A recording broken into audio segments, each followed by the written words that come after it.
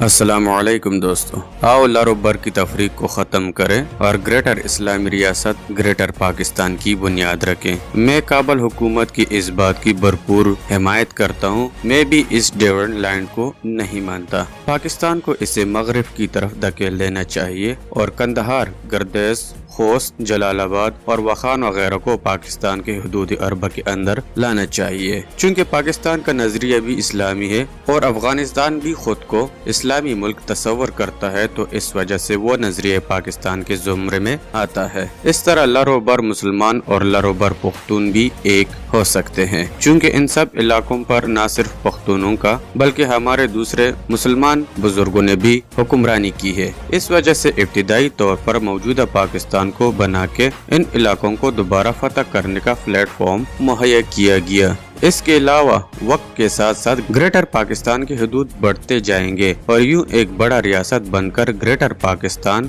Super power ہو جائے گا، جو اس دھرتی کے رہنے والے ہر فرد کے لیے قابل فخر ہوگا۔ کابل حکومت کے مطالبے کے عین مطابق ہمیں ڈیویڈ لائن تبدیل کر دینا چاہیے۔ آئے نئی سرحدیں بناتے ہیں جس میں تمام پختون علاقے پاکستان کا حصہ ہوں گے۔ 70 سال سے پختونستان کی حمایت کرنے والے افغانستان میں کچھ لوگ پاکستان کی پیٹ میں چورا گھونپ رہے ہیں۔ اب وقت آ گیا ہے کہ گریٹر پاکستان کو مغرب کی طرف بھی قائم کر دیں۔ 50 ملین پاکستانی محب وطن پختون افغانستان کو بغیر کسی وقت، بغیر کسی دقت کے افغانستان کے 5 ملین پشتون عوام کو بھی اپنے اندر جذب کر لیں گے۔ اگر کابل حکومت یہ سمجھتی ہے کہ وہ گریٹر پاکستان کو قائم ہونے سے روک سکتی ہے تو ان کو کوشش کر لینی دے۔ انہوں نے 50 سال تک ہمارے پیٹ میں چورا گھونپا، اب انہیں اس تلخ حقیقت کی گولی کو نگلنا پڑے گی۔ یہ بھی یاد رکھیے کہ افغانیوں نے افغانستان میں داخل ہونے والی مناسب طور پر مسلح مقامی مسلمان فوج کو بھی کبھی شکست نہیں دی۔